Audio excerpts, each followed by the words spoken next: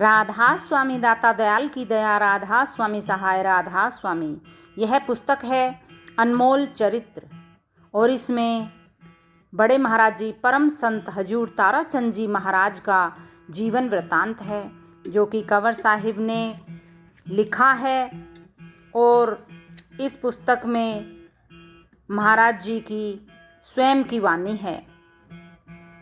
इसमें ऐसे हेडिंग भी दे रखी हैं। अभी तक हमने 73 पेज पूरे किए हैं। इसमें आया था कि माता जी मैं कमाल ही बनकर दिखा दूंगा, जैसे कबीर साहब के कमाल बहुत अच्छे भक्त हुए। अभी तक हमने यहाँ तक पढ़ लिया है कि कमाल ने शादी नहीं करवाई, कबीर का वंश यूं डूब गया।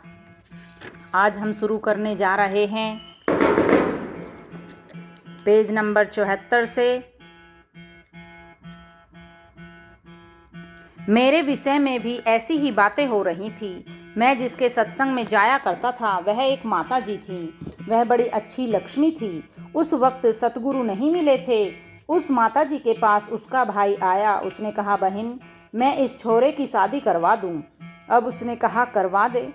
उस माता जी ने मेरे से पूछा, क्या तेरा विवाह करवा दें?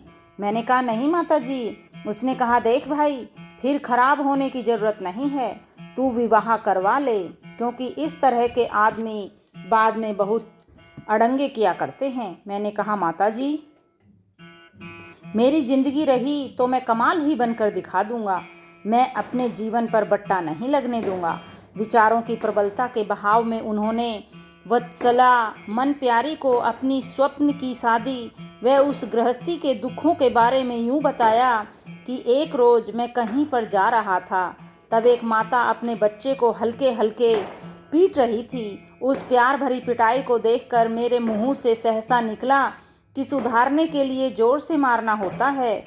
उस माता ने कहा, यह मेरा बेटा है। पुत्र की पिटाई के दुख को मैं ही जानती हूँ कि वह दुख कितना होता है। यदि तेरे बच्चे होते तो तुझे भी पता चल जाता। इस कटाक्ष के कारण सारा दिन विचारों में समुद्र समान लहरें उठती रहीं और गृहस्थी के सुख व दुखों का मंथन होता रहा। इसी ख्याल में मुझे नींद आ गई। निद्रा में रात को स्वप्न आया, एक सुंदर लड़की के साथ मेरा विवाह हो गया और फलस्वरूप एक कन्या का जन्म हुआ। जन्म देते ही बच्ची की माँ गुजर गई। भारी दुख में सोचने लगा कि अब इस कन्या का पालन पोषण कौन करेगा। विलाप और दुख के आघातों से वेदनावश आंखें खुल गईं। सारे दिन मन मस्तिष्क पर बेचैनी छाई रही। न कहीं बीवी है और न बच्ची। मात्र स्वप्न की गृहस्थी ने ही जब यह हाल कर दिया, तो वास्तविकता गृहस्थी के बारे में सोचकर रोम रोम सिहर उठता है। शादी और गृहस्थी का कर्म भोग स्वप्न में भोगा जा चुका है। अब पुनः कभी गलती नहीं होगी। इसी कथनी के अनुरूप हजूर महाराज जी ने ब्रह्मचर्य पालन हेतु बाद में लगातार 12 वर्ष तक पीले वस्त्र पहनने का व्रत लेकर उसको पूर्णतया निभाया।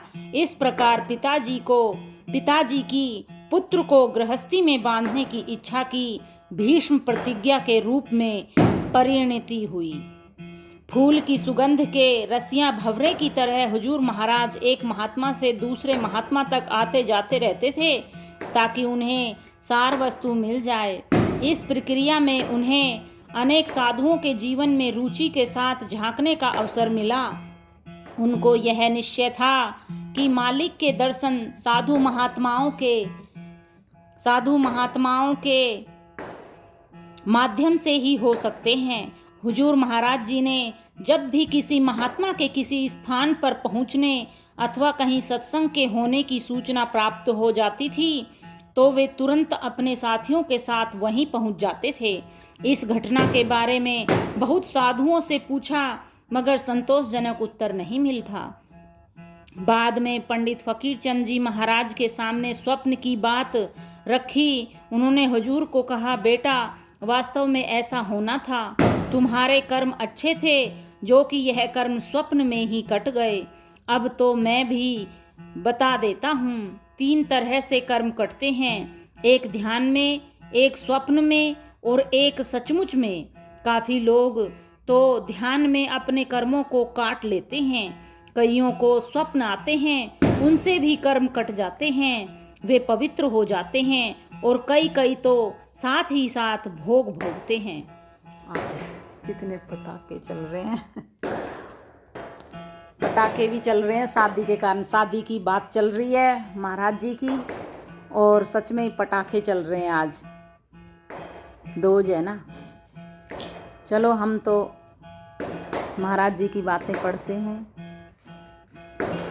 हजूर की साकार भक्ति, तपस्याएं तथा प्राप्तियां, सुख के माथे सिल पड़े, नाम ही ऐसे जाए, बलिहारी उस दुख की पल पल नाम रटाए।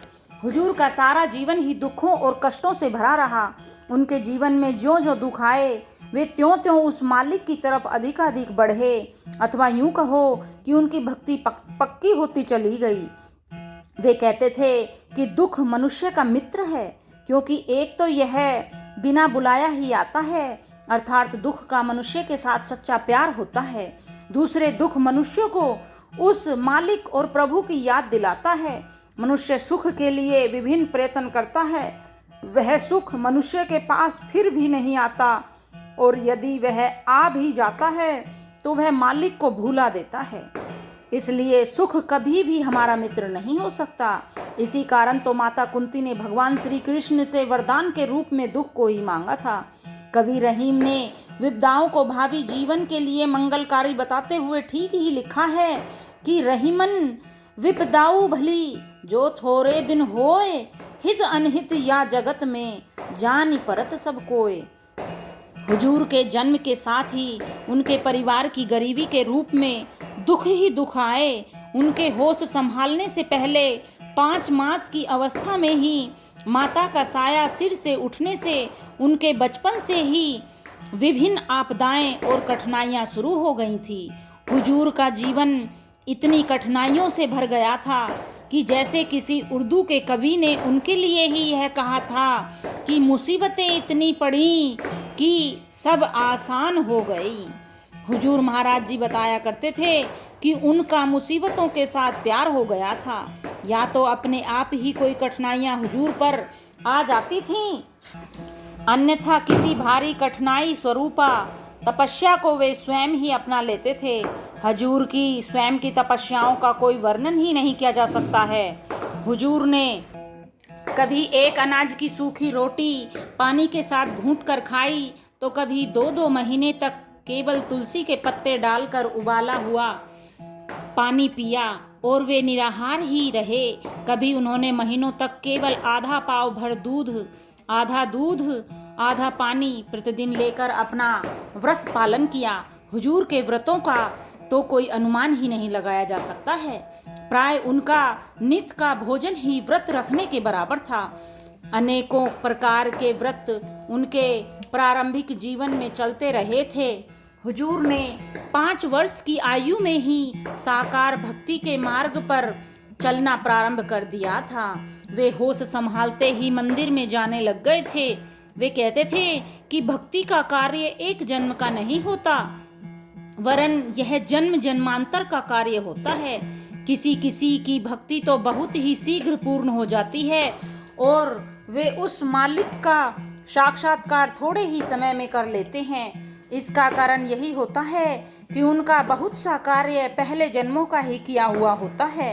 वे उदाहरण देते थे कि किसी के पास 1 रुपया है, उसको 100 रुपये इकट्ठे करने में बहुत समय लगेगा। उसको 100 रुपये पूरे करने के लिए 99 रुपये की आवश्यकता होगी, परंतु किसी के पास 99 रुपये हैं तो उसको 100 रुपये पूरे करने के लिए केवल 1 ही रुपया प्राप्त करना होगा। इस तरह से जिनके पास पूर्व जन्मों की करनी होती है, उनका कार्य थोड़े ही समय में संपूर्ण हो जाता है। हुजूर महाराज धार्मिक मामलों में बहुत ही भावुक थे। उन पर धार्मिक पुस्तकों का अथवा महात्माओं से सुनी हुई बातों का बहुत ही जल्दी प्रभाव हो जाता था। राधा स्वामी, आज इतना ही। आशा है आप सभी को हमारी ये बहुत पसंद आ रही है वीडियो। राधा स्वामी।